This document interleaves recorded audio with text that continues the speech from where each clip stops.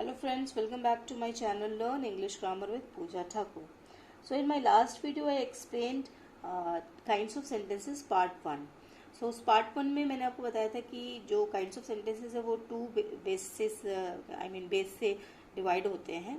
The basis of form and second base होता है basis of clause. So basis of form में I told you that that is divided into four parts: declarative, interrogative, imperative and exclamatory sentences. So there in last video I explained only two types of sentences, declarative and interrogative, और इस video में मैं आपको imperative and exclamatory sentences को explain करूँगी. So before moving further, मैं आपको आपसे रिक्वेस्ट करना चाहती हूँ कि जिसने मेरा लास्ट वीडियो ना देखा हो प्लीज़ लास्ट वीडियो जाके देख ले, उसके बाद मेरे ये इम्पेरेटिव एंड एक्सक्लेमेटरी सेंटेंसेस देखे ज़्यादा अच्छे से क्लियर हो पाएगा.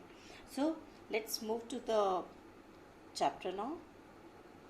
On the basis of form the kinds of sentences are divided into four parts. Okay, the first one is declarative part. Okay, declarative. Second is interrogative. Third is imperative. So इसको imperative sentence को समझ लेते हैं. So imperative sentences, these are the sentences which express orders, commands, request, advice etcetera in the positive और negative sense. So ये क्या है, जब हम कोई बात अपनी करते हैं, कुछ किसी से बात कोई चीज़ बताते हैं, कोई बात बताते हैं या बोलते हैं, तो वो क्या एक्सप्रेस करता है. वो या तो ऑर्डर के रूप में एक्सप्रेस हो सकता है, या कोई कमांड हो सकता है, या हम किसी रिक्वेस्ट के रूप में प्लीज़ कर रहे हैं, कुछ बोल रहे हैं, या कोई एडवाइस दे रहे हैं, कोई सजेशन दे रहे हैं, ठीक है, या हम सिंपल कोई इन्फॉर्मेशन दे रहे हैं ना. तो जो इन्फॉर्मेशन वाला पार्ट है वो तो हमारा हो जाता है डिक्लेरेटिव पार्ट, है ना. या क्वेश्चन पूछ रहे हैं तो वो इंटेरोगेटिव पार्ट में चला जाता है, सेंटेंसेस में चला जाता है. और अगर हम कोई सजेशन दे रहे हैं, कुछ रिक्वेस्ट कर रहे हैं, कोई कमांड है, कोई ऑर्डर है, कुछ उसमें प्रपोजल है, तो वो हमारे इम्पेरेटिव सेंटेंसेस हो जाते हैं. So such sentences end with a full stop. So let's see some examples. Okay, जैसे ऑर्डर्स के क्या एग्जांपल हो सकते हैं, हम ऑर्डर एक्सप्रेस कैसे करते हैं, क्या एग्जांपल्स है. से ये जो एग्जांपल्स है ये मैंने पॉजिटिव और नेगेटिव दोनों टाइप में आपको बताया है कि कोई भी एक्सप्रेशन है, कोई भी ऑर्डर का भी एक्सप्रेशन है, वो या तो पॉजिटिव हो सकता है या नेगेटिव हो सकता है. सो let's see the first example. Right with in proper margin.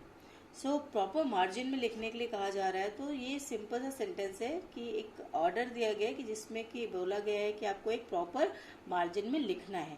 सो ये पॉजिटिव है, कोई भी चीज़ जिसमें नो या नॉट का यूज़ नहीं है, तो ये नेगेटिव सेंटेंस नहीं है. ठीक है. Second sentence, do not step on to the floor beds. तो ये क्या है, नेगेटिव सेंटेंस है कि do not step on to the flower beds. Sorry. So do not, यहाँ नॉट का यूज़ हुआ है, तो ये हमारे नेगेटिव सेंटेंस हो गया है. वो मना कर रहा है, वो ऑर्डर दे रहा है कि इस फ्लावर बेड पे नहीं जाना है. ठीक है. So now see the third example. Nobody is to stay here after 10 PM. यहाँ भी नो का यूज़ है. Nobody मतलब कोई भी नहीं, किसी को भी नहीं रुकना है यहाँ 10 बजे के बाद. सो ये क्या है, ये नेगेटिव सेंटेंस है.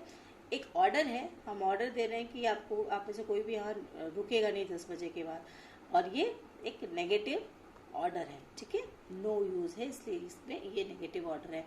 So fourth is you are to behave politely with everyone. So ये सिंपल सा सेंटेंस, इसमें नॉट का यूज़ नहीं है, नो का यूज़ नहीं है, तो नेगेटिव सेंटेंस नहीं है.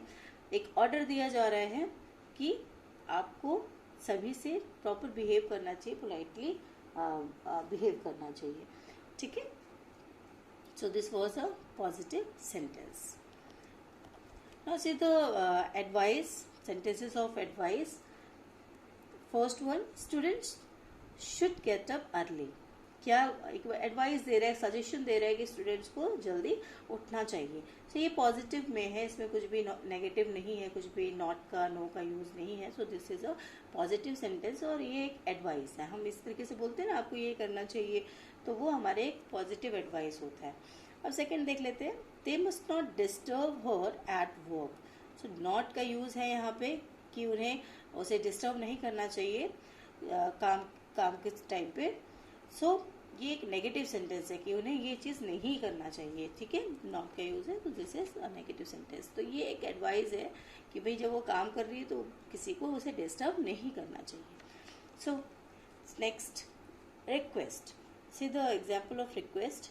जब हम किसी से रिक्वेस्ट करते हैं, हमारा सेंटेंस रिक्वेस्ट के रूप में होता है, तो देखिए कैसे क्या है। Example first one, please help me clean the cupboard. हम भी किसी से रिक्वेस्ट कर रहे हैं कि प्लीज़ आप मेरी हेल्प कर दो कबर्ड क्लीन करने में, तो दिस इज़ पॉजिटिव सेंटेंस है, इसमें कुछ नेगेटिव है ही नहीं, नॉट का यूज़ नहीं है जैसे मैंने आपको पहले ही बताया। सो एक रिक्वेस्ट हम प्लीज़ वर्ड ऐड करके या इस तरीके से हम करते हैं, ठीक है। Like you are requested not to misuse electricity. अब देखो आप जैसे यहाँ पे नॉट है, रिक्वेस्ट तो कर रहा है वो, you are requested, but in negative sentence की आप इलेक्ट्रिसिटी का मिसयूज ना करें, ठीक है। मैं आपसे रिक्वेस्ट करता हूँ कि आप इलेक्ट्रिसिटी का मिसयूज ना करें। So this is also a negative sentence और ये रिक्वेस्ट के फॉर्म में था। सो हमने देखा कि जो इम्पैरेटिव सेंटेंसेस है वो या तो ऑर्डर में हो सकता है, या रिक्वेस्ट में कही जा सकती है, एडवाइस में कही जा सकती है, प्रपोजल में कही जा सकती है ना, और या तो पॉजिटिव हो सकती है या नेगेटिव हो सकती है, और जो सेंटेंसेस है वो फुल स्टॉप पे खत्म होता है। Okay, so the next one, exclamatory sentences. These are the sentences which express strong and sudden feelings such as happiness, sorrow, praise, surprise, etc. So ये क्या है, ये भी एक्सप्रेशन है, ये भी सेंटेंसेस है जिसमें हम क्या एक्सप्रेस करते हैं। इसमें हम एक्सप्रेस करते हैं सडन फीलिंग, अचानक हमें कोई फीलिंग हुआ, ठीक है, कोई स्ट्रॉन्ग फीलिंग, लाइक कोई हमें हैप्पीनेस है, कोई खुशी हो गई अचानक ही, किसी को देख के हम बहुत ज़्यादा खुश हो गए, कोई ऐसी चीज़ हमें मिल गई जो हमने एक्सपेक्ट नहीं की थी, तो हम एक अलग ही खुशी होता है, या कोई ऐसा न्यूज़ हमें सुनाई पड़ गया जो हमने सोचा नहीं था और हमारे लिए बहुत ही दुख की बात हो जाती है, तो वो सॉरो, वो अचानक जो फीलिंग आती है, ये सारी फीलिंग्स हमारे एक्सक्लेमेटरी सेंटेंसेस में जाती है। उसको बोलने के लिए जो हम सेंटेंसेस बोलते हैं, यूज़ करते हैं, दो sentences are called exclamatory sentences. So we will see some examples also. So such sentences either follow an interjection or end with a mark of exclamation. So exclamation mark होता है जो कि ये this is the exclamation mark, जो कि sentence के last में लगता है, या स्टार्टिंग में भी एक वर्ड के बाद लगाया जा सकता है, ठीक है, जैसे हाउ, व्हाट के बाद लगते हैं। See the examples, like what, you have lost your purse full of money.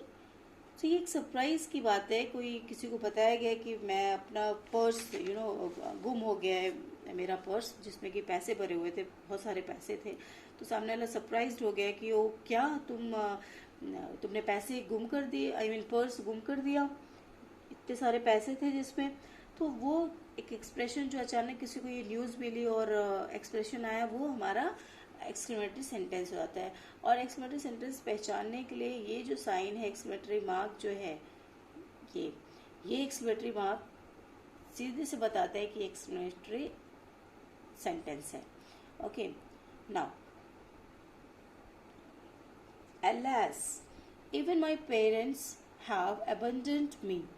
सो ये क्या है, एलएस जो वर्ड है, ये जो एलएस वर्ड है, ये वर्ड जो है दुख को, सौरों को शो कर रहा है, और इसके साथ आप देख सकते हैं एक्सक्लेमेशन मार्क भी लगा हुआ है। So this sentence is exclamatory sentence.